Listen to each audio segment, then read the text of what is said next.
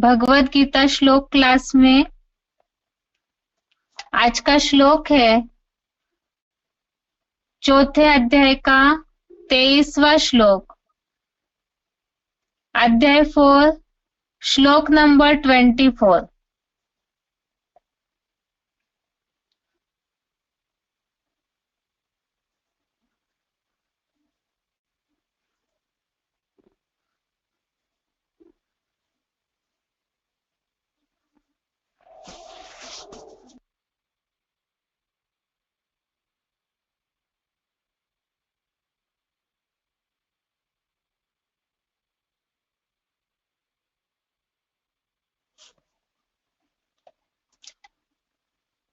भगवत गीता श्लोक क्लास में आज का श्लोक है चौथे अध्याय का 23वां श्लोक, अध्याय 4, श्लोक number 23।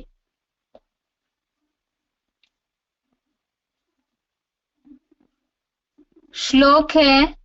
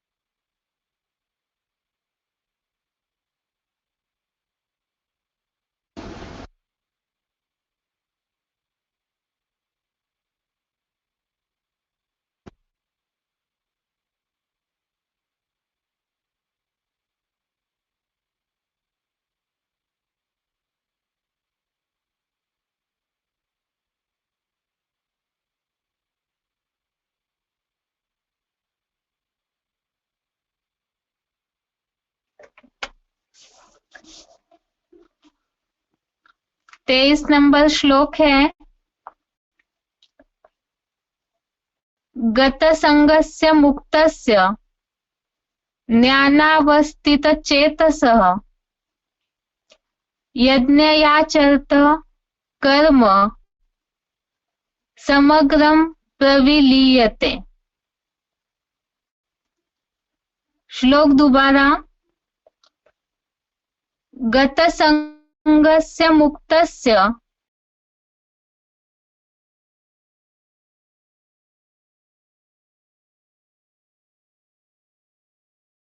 Muted. The recording has started. लीयते। संधि विच्छेद श्लोक का गतसंगस्य मुक्तस्य ज्ञानावस्थितचेतसः यज्ञाय आचरतः कर्म समग्रं प्रविलीयते। संधि विच्छेद दोबारा, गतसंगस्य मुक्तस्य ज्ञानावस्थितचेतसः यज्ञाय आचरतः कर्म समग्रं प्रविलीयते। शब्दों का अर्थ है गतसंगस्य अर्थात आसक्ति रहित, मुक्तस्य अर्थात बंधन मुक्त, ज्ञान अर्थात ज्ञान में, अवस्थित चेतसः अर्थात दृढ़ बुद्धि वाले, यज्ञाय अर्थात यज्ञ सेवा भाव से, आचरतः अर्थात चलने वाले के, समग्रम अर्थात सारे, कर्म अर्थात कर्म, प्रविलीयते अर्थात पूर्णतया नष्ट हो जाते हैं। शब्दों का अर्थ दोबारा। गतसंगस्य अर्थात आसक्ति रहित, मुक्तस्य अर्थात बंधन मुक्त, ज्ञान अर्थात ज्ञान में, अवस्थित चेतसः अर्थात दृढ़ बुद्धि वाले, यज्ञाय अर्थात यज्ञ सेवा भाव से, आचरतः अर्थात चलने वाले के, समग्रम अर्थात सारे, कर्म अर्थात कर्म, प्रविलीयते अर्थात पूर्णतया नष्ट हो जाते हैं। श्लोक का अर्थ है आसक्ति रहित, बंधन मुक्त, ज्ञान में दृढ़ बुद्धि वाले, यज्ञ सेवा भाव से चलने वाले के सारे कर्म पूर्णतया नष्ट हो जाते हैं। महान योगी पुरुषों के आचरण में आज का ये चौथा श्लोक है, जिसमें तीसरे अध्याय में भी इसमें से बहुत सी बातों का उल्लेख आया है। मुख्यतया जो यहाँ उल्लेख है आज के श्लोक में, यज्ञ सेवा भाव से चलने वाले के सारे कर्म पूर्णतया नष्ट हो जाते हैं।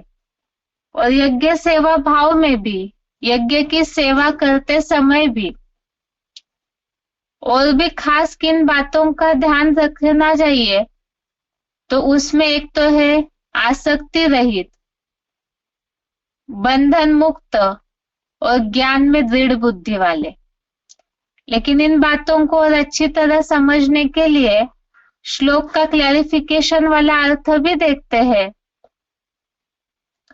दैहिक आसक्ति रहित, एक के सिवा सभी से बंधन मुक्त, शिव की सच्ची गीता एडवांस ज्ञान में अडोल दृढ़ बुद्धि वाले और तन मन धन समय संबंध की शक्तियों द्वारा यज्ञ सेवा भाव से अटूट चलने वाले के सारे भूत वर्तमान के अच्छे बुरे कर्म पूर्णतया नष्ट हो जाते हैं। इसमें जैसे तीसरे अध्याय का 9वां श्लोक है, जिसमें यज्ञ सेवा की बात आई कि यज्ञ सेवा के अलावा अन्य जो भी कर्म है, नरक लोक के कर्म बंधन है, और यज्ञ सेवा करते समय भी खास बात ध्यान रखनी है, दैहिक आसक्ति रहित। तो तीसरे अध्याय में इससे संबंधित बहुत से श्लोक समझे थे कि यज्ञ की सेवा करते समय दैहिक आसक्ति रहित अर्थात क्या होना चाहिए। जैसे दधीची ऋषि का मिसाल दिया जाता है, हड्डी हड्डी स्वाहा की उन्होंने, तो इस तरह से देह भान छोड़ करके, देह भान में दैहिक आसक्ति में बहुत सी बातें आती है, सेवा, सेवा के साधन, सुख सुविधाएं, उसके अलावा मान शान, ऐसी बहुत सी बातें हैं, सेवा के साथी। इन सब बातों से ही खास तो दैहिक आसक्ति छोड़ करके, और दूसरा एक के सिवाय सभी से बंधन मुक्त। तो यज्ञ सेवा करते समय जिस ब्राह्मण परिवार से जुड़ जाते हैं, तो उसमें जैसे मुरलियों में शिव बाबा ने अलग अलग प्रकार के बंधन बताए हैं, लौकिक दुनिया में लोहे की जंजीर है। तो ज्ञान में आने के बाद कई लोहे की जंजीर से तो निकल जाते हैं क्योंकि वो सस्ती होती है, लेकिन बाद में सोने की या तो हीरे की जंजीर में फंस जाते हैं। तो यहाँ एक के सिवाय सभी से बंधन मुक्त, अर्थात कल के श्लोक में भी जो बात आई थी, इसके पहले के श्लोक में कि और सभी से आशा रहित और एक शिव बाबा दूसरा न कोई, 20वें श्लोक में जो बात आई है कि शिव बाबा के सिवाय और किसी का भी आश्रय न लेने वाले, अर्थात ही कोई भी प्रकार की जंजीर में न अटके हुए, एक के सिवाय सभी से बंधन मुक्त, शिव की सच्ची गीता एडवांस ज्ञान में अडोल दृढ़ बुद्धि वाले।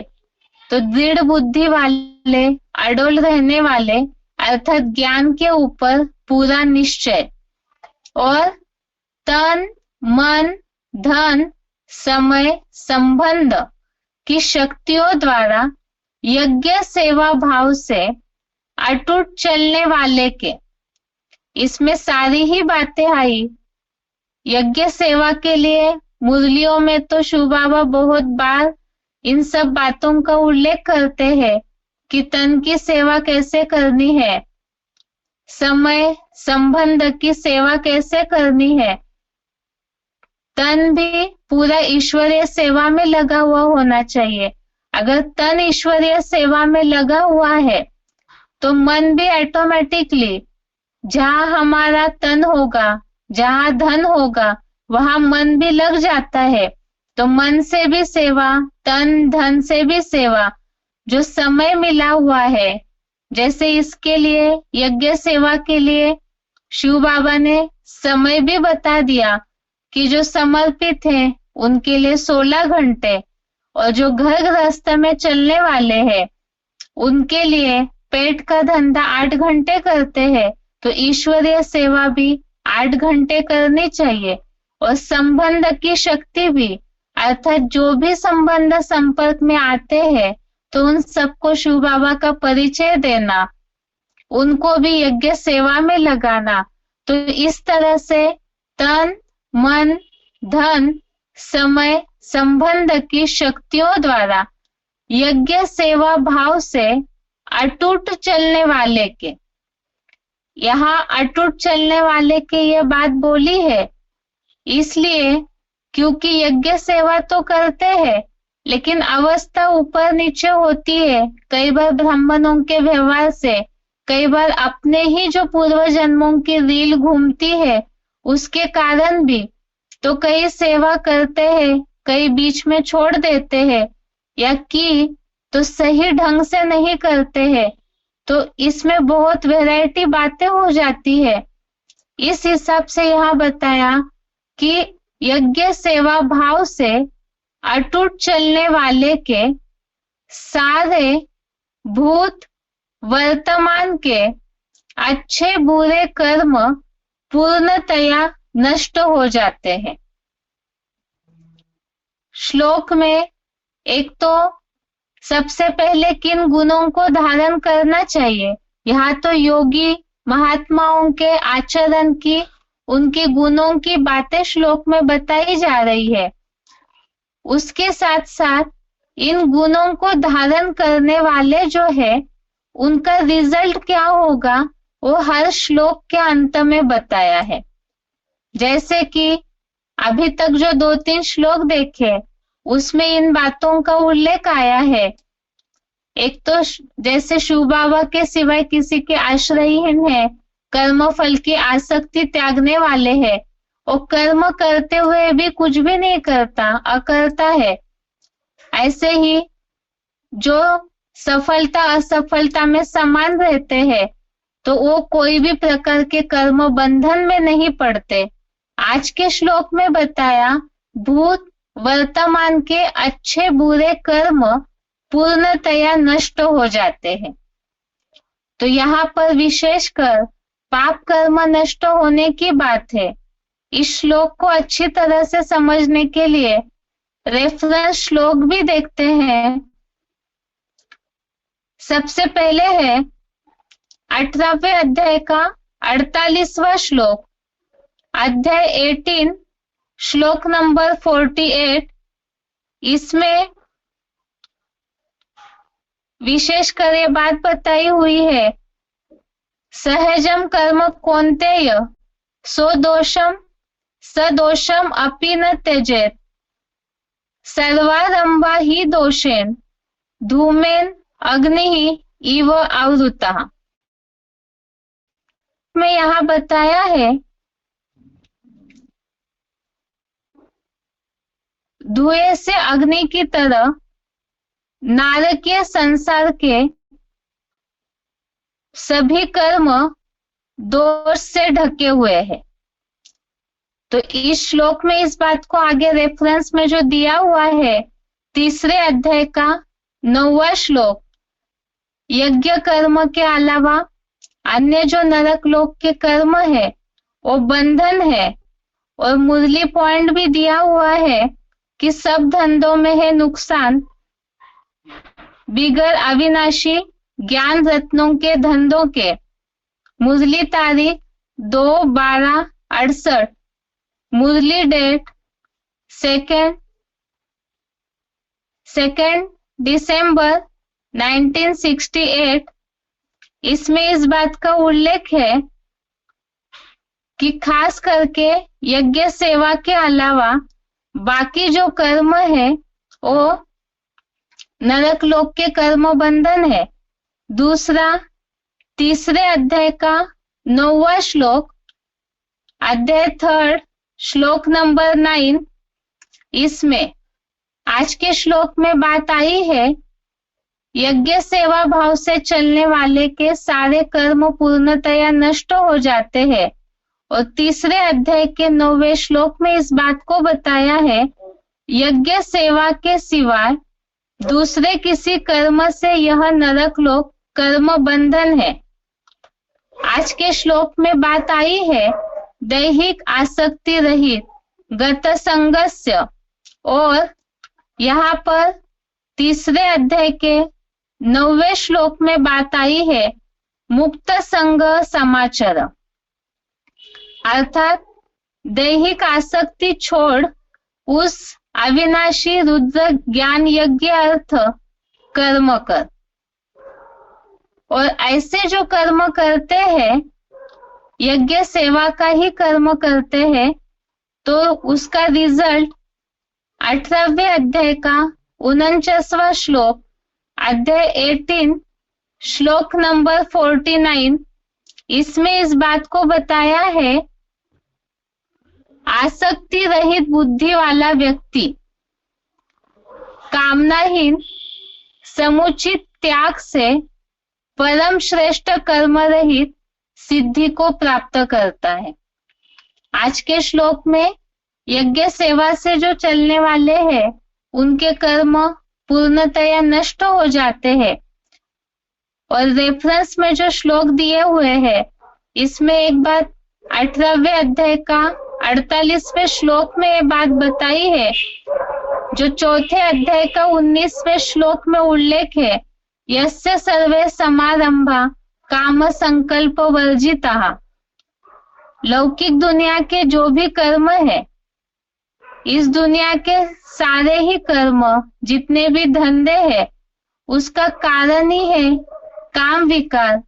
तो यहाँ पर इसीलिए ही दुनिया में तो विकारी भावनाओं की पूर्ति के लिए कर्म करते हैं और उससे मुक्ति पाना है, पाप कर्मों को नष्ट करना है। तो आज के श्लोक में उसका सॉल्यूशन बताया है कि यज्ञ सेवा भाव से जो कर्म करते हैं वो सारे ही उनके कर्म पूर्णतया नष्ट हो जाते हैं। यहाँ कर्म पूर्णतया नष्ट होने की बात, अर्थात एक तो पाप नष्ट होने की बात, और दूसरी बात जो इसके पहले के श्लोकों में भी देखा है कि ऐसे योगी जन जो है आत्मिक स्थिति में रहकर जो कर्म करते हैं अकर्ता हो जाते हैं, जैसे सब कुछ करते हुए भी नहीं करते, क्योंकि यज्ञ सेवा में पूरी तरह से तन मन धन समय संबंध की आहुति देते हैं तो अपना कुछ रहता नहीं है, और आत्मिक स्थिति में रहकर दैहिक आसक्ति छोड़कर कर्म करते हैं तो उसके लिए बताया बंधन मुक्त भी हो जाते हैं और कर्म पूर्णतया नष्ट हो जाते हैं। ये आज के श्लोक का अर्थ है। एक बार उच्चारण सुनते हैं, उसके बाद पॉइंट्स। गतसङ्गस्य मुक्तस्य ज्ञानावस्थितचेतसः यज्ञायाचरत कर्म समग्रं प्रविलीयते। दैहिक आसक्ति रहित, एक सिवा सभी से बंधन मुक्त, शिव की सच्ची गीता एडवांस ज्ञान में अडोल दृढ़ बुद्धि वाले और तन मन धन समय संबंध की शक्तियों द्वारा यज्ञ सेवा भाव से अटूट चलने वाले के सारे भूत वर्तमान के अच्छे बुरे कर्म पूर्णतया नष्ट हो जाते हैं। गतसङ्गस्य मुक्तस्य ज्ञानावस्थितचेतसः यज्ञायाचरत कर्म समग्रं प्रविलीयते। दैहिक आसक्ति रहित, एक सिवा सभी से बंधन मुक्त, शिव की सच्ची गीता एडवांस ज्ञान में अडोल दृढ़ बुद्धि वाले और तन मन धन समय संबंध की शक्तियों द्वारा यज्ञ सेवा भाव से अटूट चलने वाले के सारे भूत वर्तमान के अच्छे बुरे कर्म पूर्णतया नष्ट हो जाते हैं।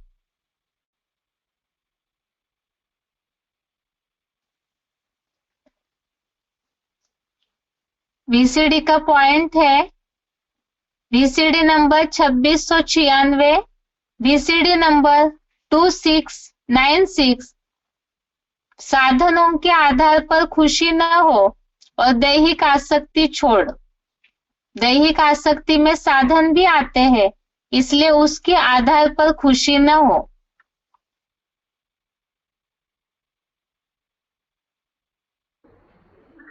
बताया दुनियावी साधनों के आधार पर खुशी नहीं रखनी है। क्या कहा है? मकान मिलेगा तो खुशी रहेगी, कपड़े मिलेंगे तो खुशी रहेगी, है? इस साइंस की दुनिया भर के सुख देने के साधन निकले हैं तो खुशी रहे। अभी भी खुशी नहीं रहती है। 2-3-4 दिन के लिए बिजली चली जाए, पानी भी चला जाता है तो खुशी रहती कि चिंता लग जाती? हाय अब क्या होगा, नहीं चिंता लग जाती। तो आधीन हुए या स्वाधीन हुए? अब बाबा ने क्या सिखाया? स्वाधीन रहना है ना, राजा बनना है। और जब राजा बनना है, आत्मिक स्टेज धारण करनी है, तभी तो राजा बनेंगे। आत्मा को याद करेंगे तो आत्मा का बाप भी याद आएगा। अगर आत्मा को याद नहीं करेंगे, आत्मा अपन को नहीं समझेंगे तो बाप भी याद नहीं आएगा। और देह समझेंगे तो देह के सब साधन चाहिए। देह नहीं समझेंगे, आत्मा समझेंगे तो कोई साधन की दरकार नहीं है। जो मिले अपने पूर्व जन्म के हिसाब के अनुसार, जैसे हमने पाप पुण्य कर्म किए हैं, जो मिलेगा उसमें संतुष्ट रहेंगे।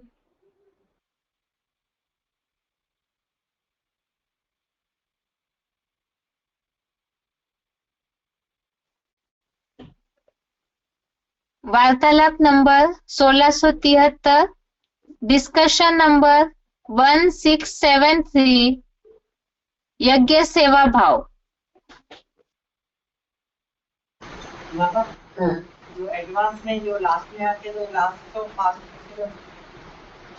लास्ट में आते हैं। वृक्ष में जो पत्ते लास्ट में आते हैं वो नए नए शोभनीय सतो प्रधान पत्ते होते हैं या तमो प्रधान होते हैं? हाँ, तो फिर तीखा पुरुषार्थ करेंगे या धचर पुरुषार्थ करेंगे? तीखा पुरुषार्थ करते हैं। सभी आत्माएं शूटिंग पीरियड में जब भी आती हैं तो पहले पहले सतोप्रधान और फिर बाद में तमोप्रधान बनती है। तो तीव्र पुरुषार्थ की युक्ति क्या है? कलयुग के अंत में जो हीरो हीरोइन पात्रधारी होंगे वो और आत्माओं के मुकाबले तामसी पुरुषार्थ बजाएंगे या सात्विक पुरुषार्थ बजाएंगे? जल्दी बोलो। सात्विक पुरुषार्थ बजाएंगे। सात्विक पुरुषार्थ होने के कारण उनको प्राप्ति कलयुग के अंत में भी जास्ती होगी या कम होगी? है जास्ती होगी। तो ऐसा पुरुषार्थ और दूसरी आत्माएं नहीं बना सकती? बना सकती है कि नहीं? बना सकती है।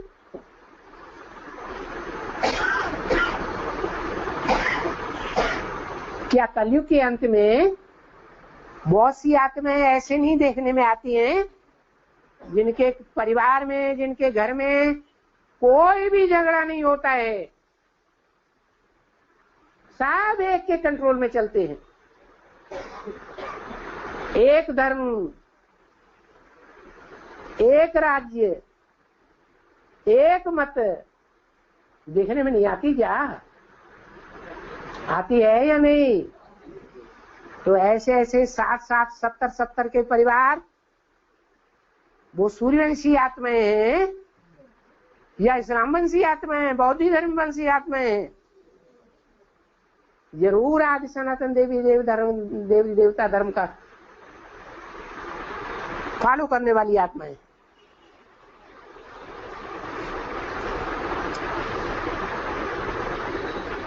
हर युग की शूटिंग में अच्छा पुरुषार्थ, संपूर्ण समर्पण में पुरुषार्थ किया जा सकता है या नहीं किया जा सकता है?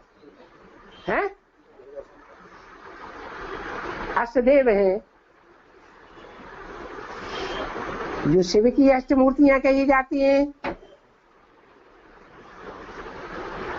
तो अंतिम कलयुगी जन्मों में भी हीरो पाठधारी का साथ देने के कारण सुखी रहेंगी या दुखी रहेंगी? इसका कारण क्या है? उन्होंने क्या शूटिंग की? शूटिंग पीरियड में उन्होंने क्या शूटिंग की? उन्होंने यही शूटिंग की कि जब से ज्ञान में आते हैं तब से नष्टो मोहा स्मृति लब्धा।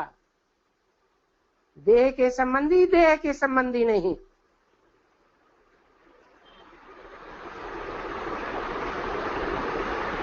असल संबंधी कौन है? हैं? ब्राह्मण परिवार। उनकी सेवा में लगे रहेंगे। अपनी देह नहीं, पेट के लिए मरने वाले नहीं होंगे कि खिचड़ी हम नहीं खाएंगे, हमें ऐसा पुरुषार्थ नहीं चाहिए। हम तो अपने घर में लड्डू पेड़ा बढ़िया बढ़िया बना के खाएंगे रोज। तो तन का त्याग किया,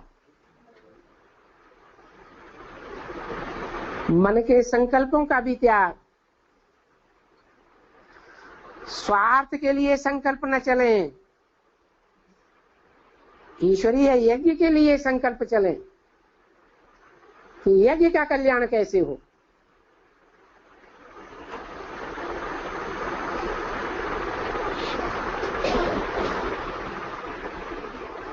भक्ति मार्ग की गीता में भी कहा है, यज्ञ कर्म के अलावा दुनिया में जितने भी कर्म हैं वो सब कर्म बंधन में बांधने वाले हैं। बोलो है या नहीं है? तो भी छोड़ते नहीं है।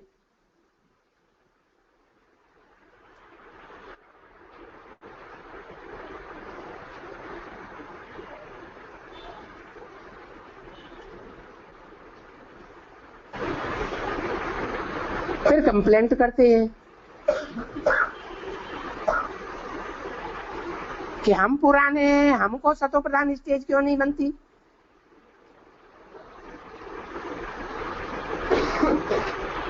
बाबा कहते हैं कंप्लेंट करने वाले खुद कंप्लीट नहीं है, इसलिए बुद्धि ऐसी चलती है। उंगली उठाने वाली भगवान के ऊपर भी उंगली उठाते हैं, ड्रामा के ऊपर भी, ऐसा क्यों वैसा क्यों।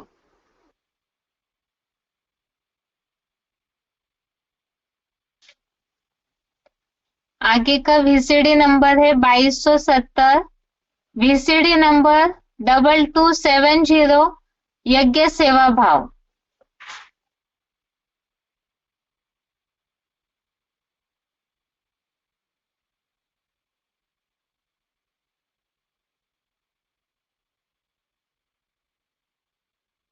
मुझे याद करो तो तुम्हारा पाप विनाश हो जावे। कब विनाश हो जाएगा? है जब मन मेरे में लगा दो, मन को मेरे मन में तिरोहित कर दो। तुम्हारा मन अपने लिए कुछ भी न रहे, इच्छा मात्रम अविद्या। तो गारंटी करते हैं ना कि जो भी तुम्हारे सिर पर पाप हैं उनके लिए मैं गारंटी करता हूं सारे ही तुम्हारे पाप भस्म हो जाएंगे।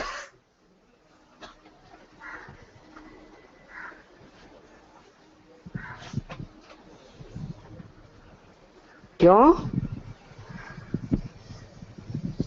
क्योंकि यज्ञ सेवा के लिए जो भी कर्म किए जाते हैं उन्हीं कर्मों से बंधन का छुटकारा मिल सकता है। कौन सा बंधन? देह का बंधन। ये देह के बंधन तब तक चलते रहते हैं जब तक ईश्वरीय सेवा में हम अपना तन मन धन संपूर्ण स्वाहा नहीं कर पाते। अगर तन मन धन समय संपर्क अपने लिए लगाते रहते हैं तो कुछ न कुछ कर्म बंधन बनता ही रहेगा और फिर जन्म लेना पड़ेगा। इस पुरानी दुनिया में ही जन्म लेना पड़ेगा। इसलिए क्या करना है? यज्ञ सेवा के अतिरिक्त और जितनी भी सेवाएं हैं उन सेवाओं से कर्म बंधन बंधेगा या खत्म होगा? है? बंधेगा।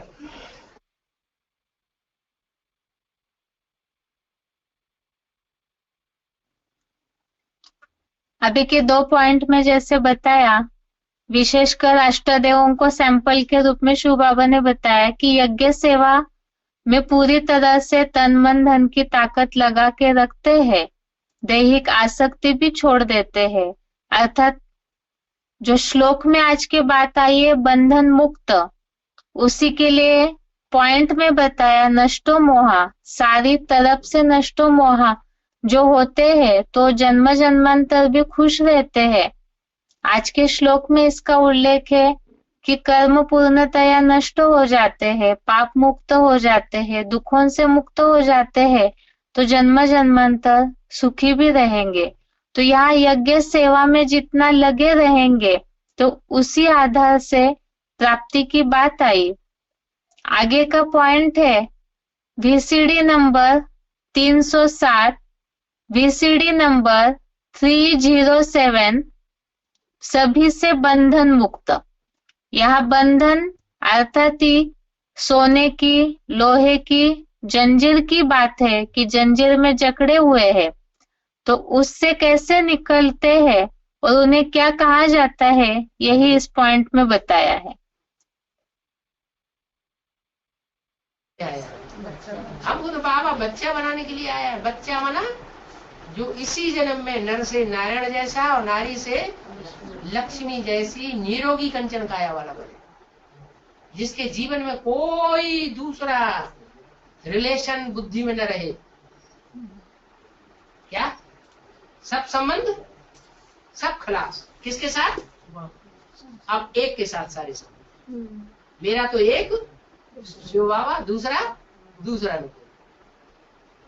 जिन जिन बच्चों की ऐसी ऐसी स्टेज होती जाएगी, वो आत्मिक स्थिति में टिकने वाले आत्मिक बच्चे होंगे। और देह के संबंधों में जिनकी बुद्धि चलती रहेगी, वो देवान बनेंगे।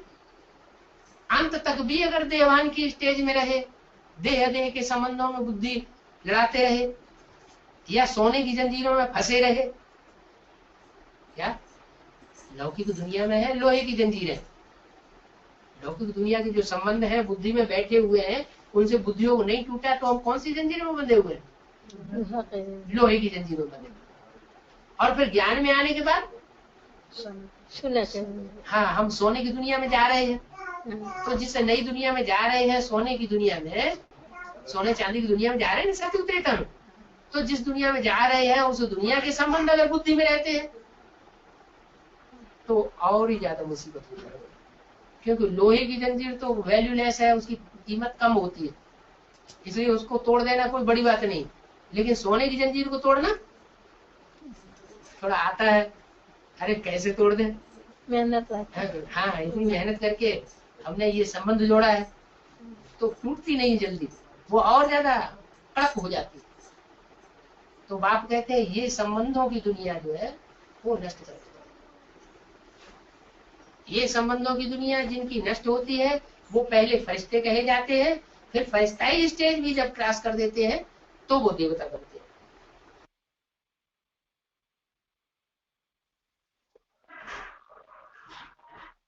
अभी के पॉइंट में जैसे बताया कि इन जंजीरों को जो तोड़ते हैं, एक के सिवाय जो सभी से बंधन मुक्त हो जाते हैं, वो देवता बन जाते हैं। और श्लोक में जो बात आई है कि कर्म पूर्णतया नष्ट हो जाते हैं, तो उससे पार होकर के फिर देवता पने की स्टेज में पहुंच जाते हैं। जो कई श्लोकों में बात आई है, परम पद को पाते हैं या वैकुंठ लोक के सिद्धि को प्राप्त करते हैं। आगे का पॉइंट है VCD number 2892, VCD number 2892, 29 minute की बात से लिया हुआ पॉइंट है। मध्यजी भव से पाप को नहीं पाएगा। श्लोक में बात आई है तन मन धन समय संबंध की सारी शक्तियों द्वारा यज्ञ सेवा करना और यज्ञ सेवा में लगे रहना। जो मुरलियों में बात आती है, भगवत गीता में भी उल्लेख है, एक तो मन मना भव, दूसरा मध्यजी भव। तो मेरे में मन लगाना याद के हिसाब से, और मन पूरा शिव बाबा में तभी लगेगा जब कर्मेंद्रियों से भी पूरी ताकत यज्ञ सेवा में लगाएंगे, जिसे ही भगवत गीता में और मुरलियों में मध्यजी भव कहा है, जिससे पाप को नहीं पाते।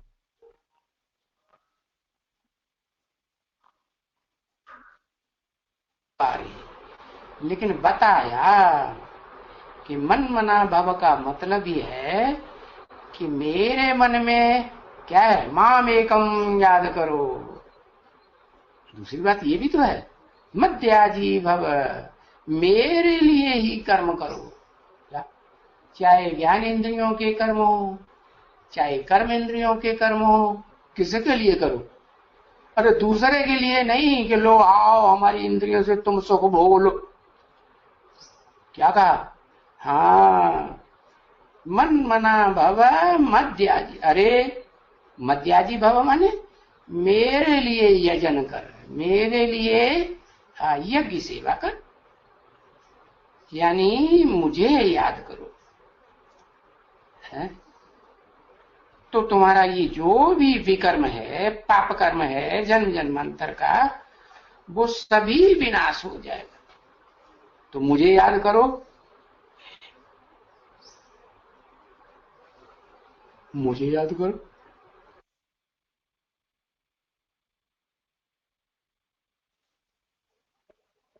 आगे है अव्यक्तध्वनि के पॉइंट्स आज के श्लोक से संबंधित थी, जहां बात आई है ज्ञान में दृढ़ बुद्धि वाले, अर्थात ज्ञान के प्रति पूरा निश्चय और दृढ़ बुद्धि अडोल रहना। तो उससे संबंधित पॉइंट है अव्यक्तवाणी की तारीख है 25 अक्टूबर 1987, पृष्ठ 115। अव्यक्तवाणी डेट 25 अक्टूबर 1987, पेज नंबर 115। पॉइंट है निश्चय और नशा हर परिस्थिति में विजयी बना देता है। तो ऐसे भी पेपर आएंगे, सूखी रोटी भी खानी पड़ेगी। अभी तो साधन है, कहेंगे दांत नहीं चलते, हजम नहीं होता, लेकिन उस समय क्या करेंगे? जब निश्चय, नशा, योग की सिद्धि की शक्ति होती है तो सूखी रोटी भी गर्म रोटी का काम करेगी, परेशान नहीं करेगी। पॉइंट दोबारा, अव्यक्तवाणी तारीख 25 अक्टूबर 1987, निश्चय और नशा हर परिस्थिति में विजयी बना देता है। तो ऐसे भी पेपर आएंगे, सूखी रोटी भी खानी पड़ेगी। अभी तो साधन है, कहेंगे दांत नहीं चलते, हजम नहीं होता, लेकिन उस समय क्या करेंगे? जब निश्चय, नशा, योग की सिद्धि की शक्ति होती है तो सूखी रोटी भी नरम रोटी का काम करेगी, परेशान नहीं करेगी। दूसरा पॉइंट है अव्यक्तवाणी तारीख 13 जनवरी 1986, पृष्ठ 153। अव्यक्तवाणी डेट 13 जनवरी 1986, पेज नंबर 153। पॉइंट है सदा निश्चय के पांव अचल रहे, सदा एक बल, एक भरोसा, यही पांव है।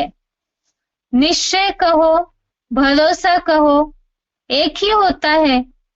ऐसे निश्चय बुद्धि बच्चों की विजय निश्चित है। पॉइंट दोबारा, अव्यक्तवाणी तारीख 13 जनवरी 1986, सदा निश्चय के पांव अचल रहे, सदा एक बल, एक भरोसा, यही पांव है। निश्चय कहो, भरोसा कहो, एक ही होता है। ऐसे निश्चय बुद्धि बच्चों की विजय निश्चिंत है। तो दोनों पॉइंट में बात आई है, एक तो दैहिक आसक्ति की भी, कि दैहिक आसक्ति नहीं होनी चाहिए। जो भी मिले, जिस समय जैसे भी मिले, उसमें खुश रहना चाहिए। और दूसरा ये तभी होगा जब अटूट निश्चय होगा। और उसी के लिए बताया कि जो निश्चय बुद्धि है वो विजयंती होते हैं।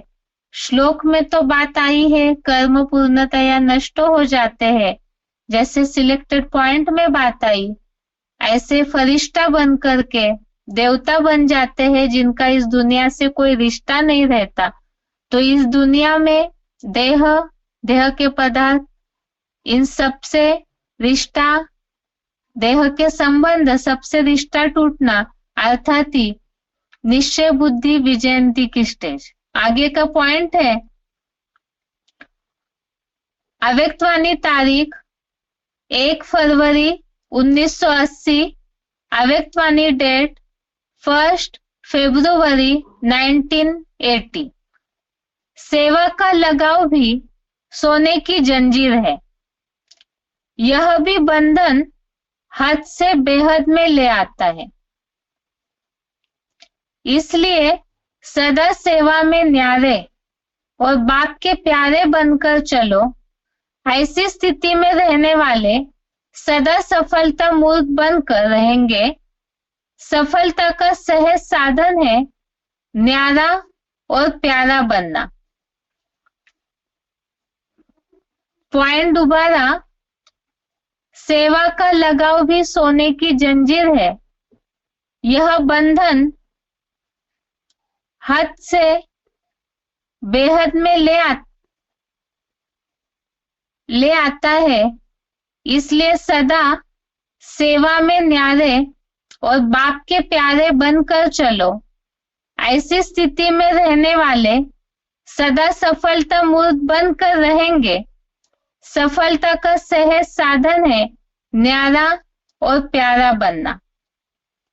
अगला पॉइंट है अव्यक्तवाणी तारीख 7 जून 1970, अव्यक्तवाणी डेट 7 जून 1970। जितना जितना अपने को सर्विस के बंधन में बांधते जाएंगे तो दूसरे बंधन छूटते जाएंगे। आप ऐसे नहीं सोचो इस बंधन से छूटे तो सर्विस में लग जाए। कोई भी कारण है तो उनको हल्का छोड़कर पहले सर्विस के मौके को आगे रखो। कर्तव्य को पहले रखना होता है। कारण होते रहेंगे लेकिन कर्तव्य के बल से कारण ढीले पड़ते जाएंगे। पॉइंट दोबारा, अव्यक्तवाणी तारीख 7 जून 1970। जितना जितना अपने को सर्विस के बंधन में बांधते जाएंगे तो दूसरे बंधन छूटते जाएंगे। आप ऐसे नहीं सोचो इस बंधन से छूटे तो सर्विस में लग जाए। कोई भी कारण है तो उनको हल्का छोड़कर पहले सर्विस के मौके को आगे रखो। कर्तव्य को पहले रखना होता है। कारण होते रहेंगे लेकिन कर्तव्य के बल से कारण ढीले पड़ते जाएंगे। यहाँ जो बात आई कि जितना सेवा में, यज्ञ सेवा में लगे रहेंगे तो दूसरे बंधन अपने आप ही छूट जाएंगे।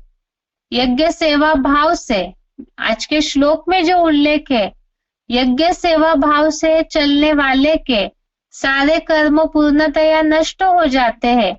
अर्थात पीछे जो नरक लोक के बंधन है वो अपने आप ही छूटते जाएंगे। और दूसरी बात, इसीलिए ही अन्य कोई भी कारण है तो उसे पीछे रख के पहले जो यज्ञ सेवा का कर्तव्य है संगम युग में, उसे महत्व देना चाहिए। और सेवा करते समय जो पहला पॉइंट पढ़ा कि सेवा करते समय भी अटैचमेंट होता है, आसक्ति निर्माण होती है, तो ये भी जंजीर है जो कि बंधन बांध देती है। इसीलिए उसमें भी बताया कि वो सफलता मूर्त बनने में कहीं ना कहीं परसेंटेज में रुकावट आती है। तो उसके लिए भी बताया दैहिक आसक्ति रहित अर्थात ही न्यारा बनना, तो सफलता भी मिलती जाएगी। आगे का पॉइंट है अव्यक्तवाणी तारीख 2 जुलाई 1970, अव्यक्तवाणी डेट 2 जुलाई 1970। जब बेहद के वैरागी बनेंगे तब बेहद की सर्विस कर सकेंगे।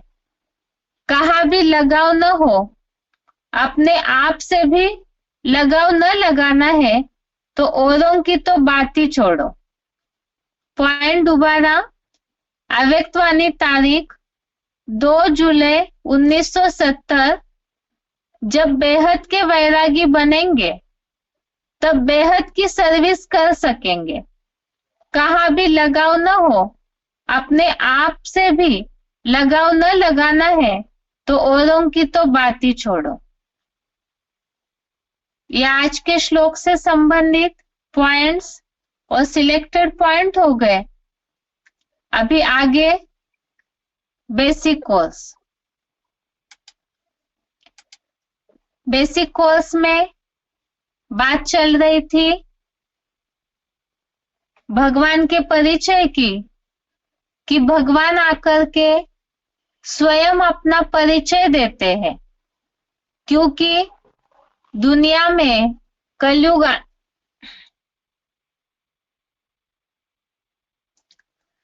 कलयुग अंत में पहुंचते पहुंचते भगवान के अस्तित्व को लेकर के जो अभी तक के कोर्स में हमने समझा, भगवान को जानते हैं ऐसे कहकर ढेरों विरोधाभास की मान्यताएं निकल पड़ी, जिसके कारण से ही भगवान के अस्तित्व को न जान करके गलत फहमियों में अंधश्रद्धाएं भी बहुत निर्माण हुई।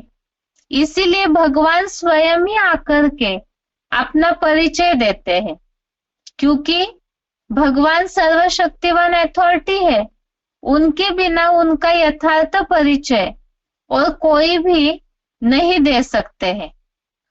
तो सबसे पहले भगवान के परिचय में हमें क्या जानना है?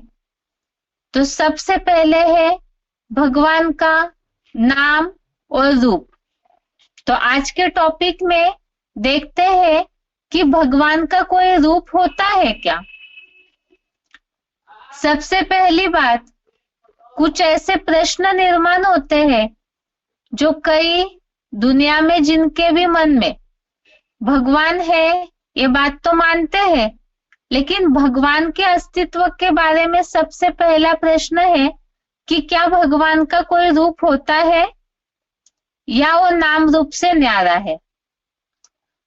अब नाम रूप से न्यारा होता, यदि भगवान नाम रूप से न्यारे होते तो भगवान की मूर्तियां क्यों बनी, और दूसरा मूर्तियों की और उनके दर्शन की चाहना क्यों रखी जाती है। ऋषि मुनियों ने ये बात निकाली है, साधु संतों ने ये जो बात बताई है कि वो बेअंत है, तो क्या सच में भगवान बेअंत है जिसका कोई अंत नहीं पाया जा सकता है? और अगर वो बेअंत होते तो फिर जिन्होंने बेअंत कह दिया वही ऋषि मुनि साधु सन्यासी उन्हें पाने के लिए, भगवान को पाने के लिए अनेक प्रकार की साधनाएं क्यों करते हैं, इतने हठ योग, इतनी सारी जो तपस्या करते हैं, तो उसकी क्या आवश्यकता है। तो इसका मतलब इन बातों से ये बात तो स्पष्ट हो जाती है कि ये केवल विरोधाभास की बातें हैं, लेकिन उसमें से कोई एक ही बात सच होनी चाहिए और एक ही बात सच हो सकती है। जो ये बात आई, एक तरफ कहते हैं कि भगवान नाम रूप से न्यारा है, फिर उनके दर्शन की चाहना रखते हैं। एक तरफ कहते हैं कि वो बेअंत है, उनका अंत नहीं पाया जा सकता, दूसरी तरफ उन्हें पाने के लिए साधनाएं करते हैं। तो ये जो दो दो प्रकार की बातें हैं, इसमें से कोई एक ही बात सच होगी, और यही सच्चाई को भगवान स्वयं ही उजागर कर रहे हैं कि ना ही भगवान नाम रूप से न्यारे है और ना ही वो बेअंत है। तो भगवान का यथार्थ नाम रूप क्या है? सबसे पहले तो देखते हैं कि भगवान का रूप क्या है।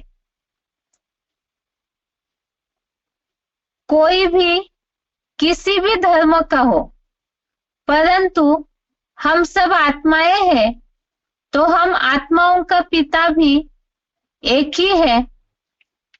आत्मा के सबसे पहले लेसन में जो पहला पाठ हमने पढ़ा, उसमें ये बात देखी, 5 तत्वों का पुतला मनुष्य शरीर है। तो चाहे कोई भी धर्म वाले हो, लेकिन सभी को ऐसे ही मनुष्य शरीर मिला है जो 5 तत्वों से ही बना हुआ होता है, और हर मनुष्य में वैसे ही इंद्रियां होती है, ऑर्गन्स होते हैं, और ऐसे मनुष्य शरीरों को चलाने वाली सभी के अंदर आत्मा है, और आत्मा सभी की दिखने में सेम है। जो आत्मा का रूप हमने आत्मा के पाठ में देखा था कि आत्मा ज्योति बिंदु स्वरूप अति सूक्ष्म है। अब कोई भी धर्म वाले हो, सभी ही आत्माएं ही है, और जब सब आत्माएं हैं तो इन सब आत्माओं का पिता भी एक ही होता है, जिन्हें भगवान कहते हैं, और उसका प्रमाण उनकी हर धर्मों में मान्यता है। भगवान के अस्तित्व के बारे में हर धर्म में मान्यता जरूर है। इसीलिए ही ये कहा जाता है सबका मालिक एक है। अब जैसे क्रिश्चियंस लोग भगवान के अस्तित्व को लेकर के भगवान को कहते हैं कि गॉड फादर एक है। सभी धर्मों में अलग अलग नाम भले दिए हुए हैं, रूप मान्यता के लिए अलग अलग भले ही दिया हुआ है, लेकिन भगवान को मानते सभी है। अलग अलग नाम रूप होते हुए भी एक रूप ऐसा है जिसकी हर धर्म में मान्यता है।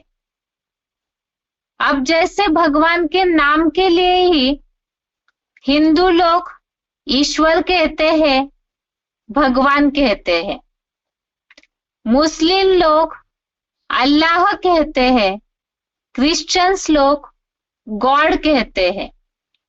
ऐसे हर धर्म में भगवान को अलग अलग नामों से माना जाता है, लेकिन ये बात सब मानते हैं सबका मालिक एक है, सबका भगवान एक है, सबका परम पिता परमात्मा एक ही है, जो क्रिश्चियंस भी कहते हैं गॉड इज वन। और इस बात को तो सभी धर्म वाले एक दूसरे को समझाने में यही उल्लेख करते हैं कि हम सबका पिता भगवान एक ही है। अब नाम भले ही अलग अलग दिए हुए हैं, लेकिन एक रूप भगवान का ऐसे है, रूप के बारे में सभी धर्मों में एक जैसी मान्यता है। जैसे हमने पहले समझा कि सभी आत्माएं ही है, चाहे किसी भी धर्म के मनुष्य हो, लेकिन सभी आत्माएं हैं, तो सबका पिता एक है। तो इसी तरह से भगवान जो है उनका रूप भी एक ही है। अब वो रूप क्या है, उसे समझने के लिए सबसे पहले तो जैसे बच्चे हैं और उनका पिता है, तो रूप में साम्यता होती है। इसी तरह से हम आत्माओं का पिता जो एक ही है, तो उस पिता का रूप भी एक ही होना चाहिए। और रूप क्या है, पहले तो एक व्यावहारिक उदाहरण समझते हैं रोज के जीवन का। सामान्य रूप से माता पिता और बच्चों के रूप में साम्यता होती है। जैसे सांप का बच्चा सांप का जो बाप है वो सांप की तरह ही लंबा होता है। हाथी का बाप हाथी की तरह ही मोटा ताजा हट्टा कट्टा होता है। बिच्छू का बाप बिच्छू की तरह होगा। पंछी जो है उनका बाप पंछियों की तरह ही पंखों वाला होगा। अर्थात जो जैसे होते हैं उनका पिता वैसे ही होता है। ये उदाहरण हो गया। इसी रीति से हम इस बात को समझ सकते हैं कि जैसे हम आत्माएं हैं, आत्मा का जैसे रूप है, वैसे ही आत्माओं के जो पिता है भगवान, ईश्वर, गॉड, अल्लाह, उनका रूप भी आत्माओं की तरह ही अति सूक्ष्म ज्योति बिंदु स्वरूप है। जैसे आत्मा मूल रूप में सूक्ष्म है, अणु से भी सूक्ष्म अणु है, अव्यक्त है, ज्योति बिंदु स्वरूप है, प्रकाश का एक कण है, रोशनी का एक कण है। इसी तरह से आत्माओं के जो पिता है, आत्माओं के जो बाप है, परम पिता परमात्मा भी, परम पिता भी आत्मा के समान ही सूक्ष्म ज्योति बिंदु स्वरूप अति सूक्ष्म है, अव्यक्त है। अव्यक्त अर्थात क्या? जो व्यक्त नहीं है, अर्थात इन आंखों से दिखाई नहीं देता है। जैसे अणु की तुलना की हुई है रूप को समझाने के लिए। आत्मा जो है जैसे अणु से भी अति सूक्ष्म अणु है, इसी तरह से परमात्मा भी सूक्ष्म अणु है, अर्थात ही एक छोटा सा प्रकाश का कण है।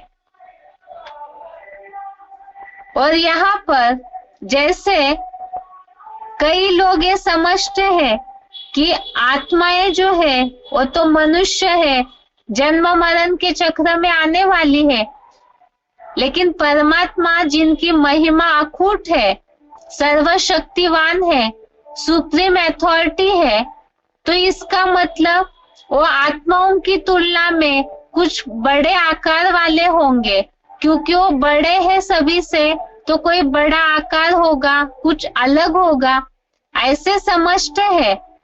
लेकिन ऐसी बात नहीं है, क्योंकि जैसे आत्माएं हैं वैसे ही आत्माओं के पिता भी है। तो आत्मा के लेसन में हमने आत्मा के रूप के ढेर सारे प्रूफ देखे हैं, जिससे ये सिद्ध हुआ कि आत्मा अति सूक्ष्म है, छोटा सा ज्योति बिंदु का स्वरूप है।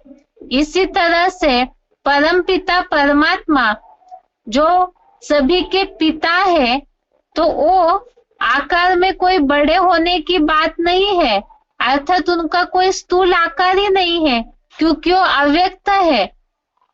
तो वो भी आत्मा से भी अत्यंत सूक्ष्म है, एकदम छोटा ज्योति का कण है। अब परमात्मा का जो रूप समझा आत्मा की तरह ही सूक्ष्म है, अव्यक्त ज्योति बिंदु स्वरूप ही है, इसके बारे में ही भगवान का जो रूप है उसके बारे में गीता में भी इसका उल्लेख आया हुआ है। और क्या उल्लेख है इसे कल के श्लोक क्लास में देखते हैं। आज के लिए यहाँ तक ही। ओम शांति।